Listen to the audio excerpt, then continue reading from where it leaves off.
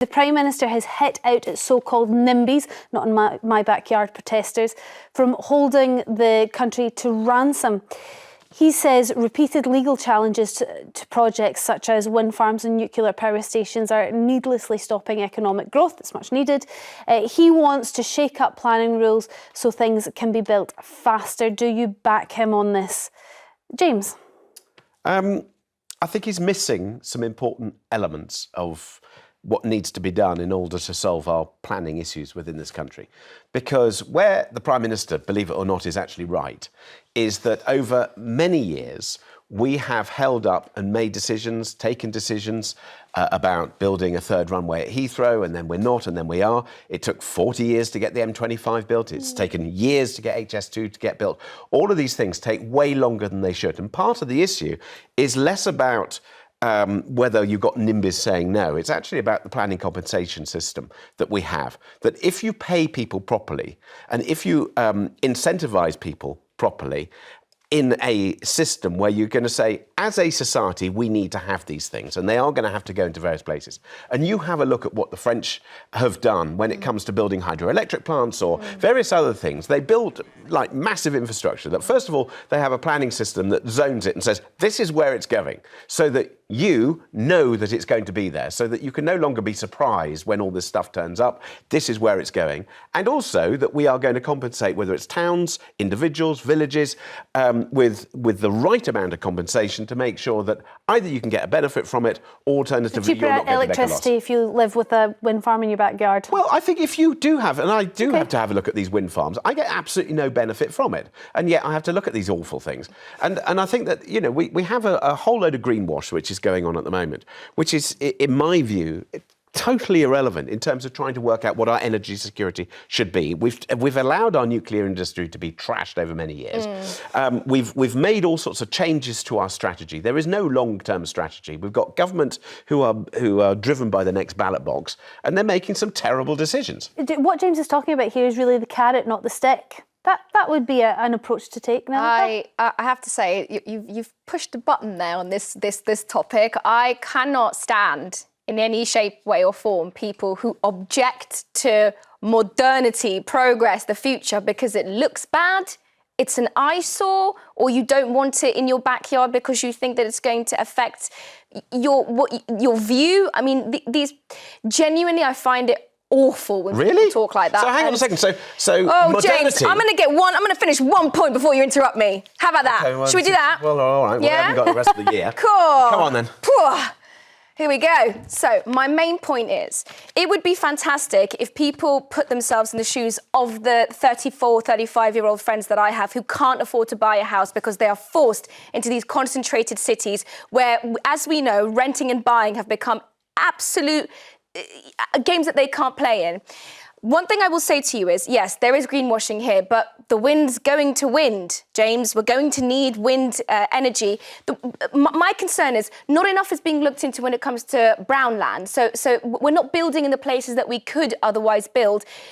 And these wind farms... Why not? That's different. That's kind of... Yeah, but why not? Because I think that's really important. And the thing is... Got so close. Yeah, but you didn't get to your point. Go on then, mate. I'm not your mate. Anyway, here's the issue. The issue is that when it comes to trying to understand where we should be building, I agree with you. Brown land, we should be looking at more effectively. But the tax system is wrong. The incentivisation is wrong. We haven't looked at the financing, and we're not looking at risk, and we're not pricing risk. And if you've worked in the real estate industry, you will know that there are more planning permissions for housing, for roads, for rails, for infrastructure, for wind farms, for everything we need and want. And yet, we aren't necessarily looking at how we're going to fund it, how we're going to build it, how we're going to make sure it's economically productive. I mean, I don't live in that kind of world where I'm going to expect a government, Labour, Tory or otherwise, to have 10-year plans. We don't live in that kind of a society. People are going to put these things on their agenda. I think Keir Starmer in this point in case is absolutely right. This sort of... we need to make it a taboo to be a NIMBY. We need to make it absolutely wrong and we have to reject that at all counts. So you live next to a really beautiful part of the coastline. Should you I not live try next and to a protect it? train line, and I think that's brilliant because I know people use it and Great. it reduces emissions. The point isn't that. The point is this particular Keir Starmer is right in what he's saying. I don't think he is, because I think we ignore the fact that we have amazing heritage, we have fantastic countryside, bits of it are better than others, and therefore we need to protect some, build on others. OK, let's go to the calls. Margaret from Cheshire, do you think Keir Starmer's right in this? We need to ignore the NIMBYs and just get things built? Hello, Storm, and the panel. I've recently read some research that shows that these wind farms send microplastics when the sails are spinning around, microplastics into the environment, which are highly dangerous. They can cause cancers and all sorts of things. And I think more research needs to be done into this before more money is spent on the things. Margaret, I've never ever heard of the microplastics thing. I'm not. It's an issue, and I think it needs looking into very seriously. I'm not disagreeing with you, and actually, I'll go further and I'll say there is arguments to be said about the carbon footprint involved in manufacturing these things, how many times they have to be replaced, the technology that we have in place, because if the wind's blowing too hard, they have to be stopped. If there's no wind, they don't. And maybe we need to be looking at other things like hydropower. So there are discussions to be had about the environmental impacts of wind farms. But as it stands at the moment, they are a lot better than the carbon fuel that we are currently burning, and we need to get better with the technology. So the argument is the more we use it, the more we research into it, the more money we plough into it, the more we put up, the more understanding we have, the better. But I totally take your point that we need more investigation potentially. Thank you very much for your call. Richard from Essex, what's your thoughts on this? Well, my thoughts on this are we don't need the wind farms and whatever, but to the young lady on your panel... Nelufar. Yeah, well, she was talking about farmers. So what about if all the farmers, all these rich farmers that we're supposed to have, instead of growing food and all that for us here, they fill it all with wind farms and all solar panels so that we got no food in this country and we'd have to import all our food. How does she feel about that?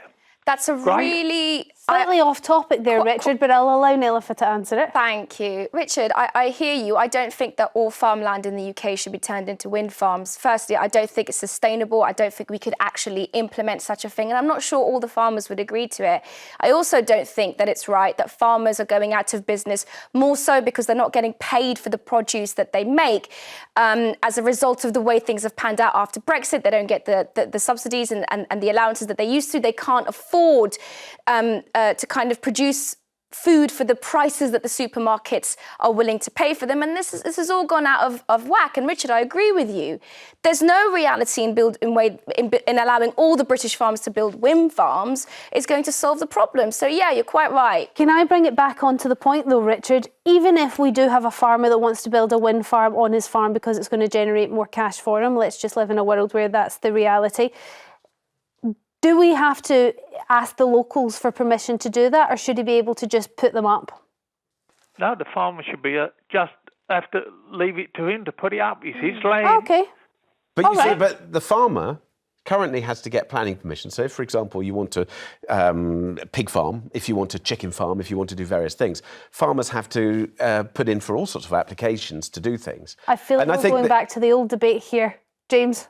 Well, no, it's not necessarily the old debate, but the point is that if you have a proper planning system, and I think our planning system is allowed to become too convoluted, and where I would agree with Keir Starmer is that if you say yes to something, that if it goes through all the various different iterations and somebody says yes, you shouldn't then have the power to then suddenly say no. So, for example, some years ago, I think, dare I say, Tony Blair and Gordon Brown, they said yes to the third runway at Heathrow. You probably don't like the idea of a third runway because it might... I love it. I don't know. You do? Yeah, go on. You see, with all your greenwash, I'm amazed. So we might actually agree. And I agree, we should have done it. And we allowed some other stupid government set of politicians to come in and then reverse it. So this is part of the problem, is that we allow things. We have a system that actually allows too much. So we need longer-term planning. So you need longer-term planning, and you need a better system. 5-year plans, 10-year plans? What would you call them? Well, if you're talking about power, you probably need 20, 30, 40-year plans, which is what the French do. Yeah. But what we actually need is to have better compensation so that people would feel less aggrieved about having these things. Okay. And actually, we need to be more protective of the things that we think are really special. Right. Well, we'll leave that there then. Richard, thank you for your call.